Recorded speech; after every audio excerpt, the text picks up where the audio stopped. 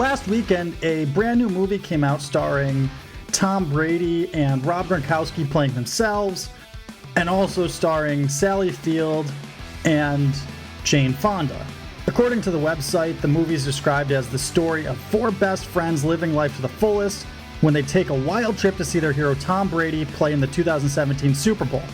Now, if you remember that Super Bowl, that was the game where the Patriots were down 28-3 late in the third quarter and ended up mounting a tremendous comeback. They came back to win the game in overtime, which gave Tom Brady his fifth ring out of the 7 that he'd eventually win.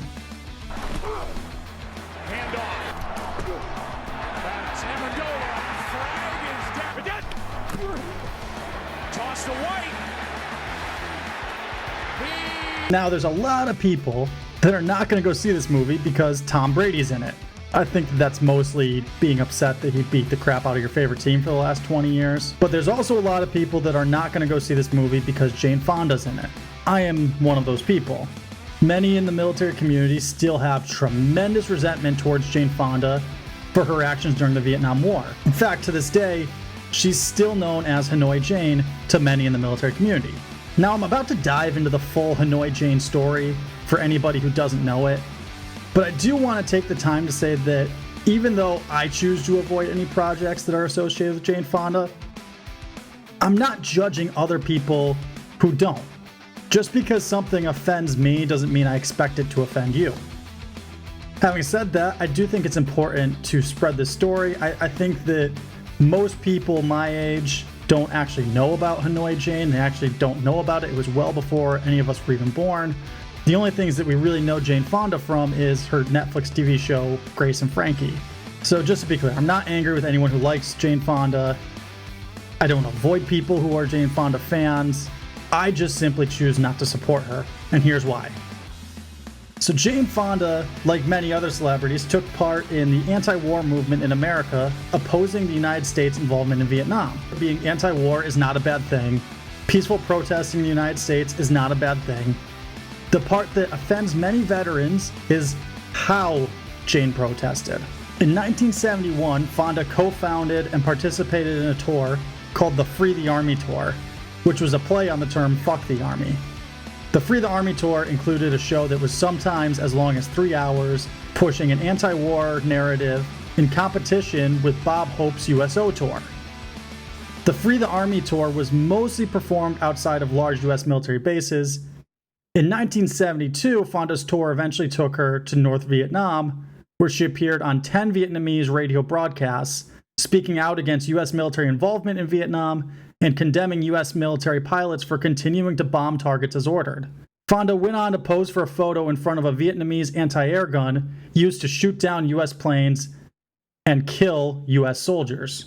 Fonda's trip caused outrage for many people in the United States of America. It even caused for some lawmakers to consider banning her movies in the States. Others called for Fonda to be arrested for treason. Neither of those things ever came to fruition, though Fonda's Hollywood acting career did take a long hiatus. She did appear in television shows and lower budget TV movies for a long period of time, up until 2005 when she did return to Hollywood starring in the comedy Monster-in-Law alongside Jennifer Lopez and Wanda Sykes. The movie also included Will Arnett and Adam Scott, who would go on to become Hollywood stars. Fonda's career greatly resurged in 2015 with the success of her Netflix series Grace and Frankie. Still, for as many people who don't know of Fonda's past, there are many who do. In 2015, about 50 veterans protested Fonda's appearance at the Weinberg Center for the Arts in Maryland. They held up signs that read, "Forgive, maybe. Forget, never." In 2018, Megyn Kelly was hosting The Today Show, and she reminded viewers of Fonda's past. Nor am I in the market for a lesson from Jane Fonda on what is and is not appropriate. After all, this is a woman whose name is synonymous with outrage. Look at her treatment of our military during the Vietnam War. Many of our veterans still call her Hanoi Jane. Thanks to her radio broadcast, which attempted to shame American troops, she posed on an anti-aircraft gun used to shoot down our American pilots. She called our POWs hypocrites and liars and referred to their torture as understandable. Even she had to apologize years later for that gun picture, but not for the rest of it. By the way, she still says she is not proud of America. We should note that Megyn Kelly's comments followed Jane Fonda publicly calling out Kelly for a heated exchange the two previously had. You've had work done, which I think is to your credit, but you look amazing. Why did you say, I read that you said you felt you're not proud to admit that you've had work done. Why not? We really want to talk about that now? Well, one of the things people think about when they look at you is how amazing you look. Well, thanks. Good attitude, good posture. It's also worth noting that Fonda has offered her version of an apology for Hanoi Jane. In her 2005 memoir, My Life So Far, Jane Fonda wrote, "Here is my best, honest recollection of what took place. Someone, I don't remember who, leads me toward the gun, and I sit down, still laughing, still applauding. It all has nothing to do with where I am sitting. I hardly even think about where I am sitting. The cameras flash. I get up, and as I start to walk back to the car with the translator, the implication of what has just happened hits me. Oh my God, it's going to look like I was trying to shoot down US planes. I plead with him, you have to be sure those photographs are not published. Please, you can't let them be published. I am assured it will be taken care of. I don't know what else to do. It is possible that the Vietnamese had it all planned. I will never know. If they did, can I really blame them? The buck stops here. If I was used, I allowed it to happen. It was my mistake, and I have paid and continue to pay a heavy price for it." Jane, you don't know the meaning of paying a heavy price. Those soldiers who were shot down by that anti-air gun that you posed in front of, they paid a heavy price, not you. Now, some people are going to want me to bring up a different story involving Jane Fonda in 1972, where reportedly she met with US POWs that the Vietnamese military had captured. The story goes that the POWs slipped their social security numbers to Fonda on a small sheet of paper as proof that they were still alive. Fonda asked the men if they were ashamed of the fact that they had killed babies, and if they're grateful for the humane treatment they were receiving from the North Vietnamese captors. According to Snopes, this never took place. Fonda did meet with 7 POWs, but they didn't slip her any notes as there wasn't really a reason to. The POWs in question actually received mail from their families, and the US government knew they were alive. Also, according to Snopes, the men involved have all categorically denied the story.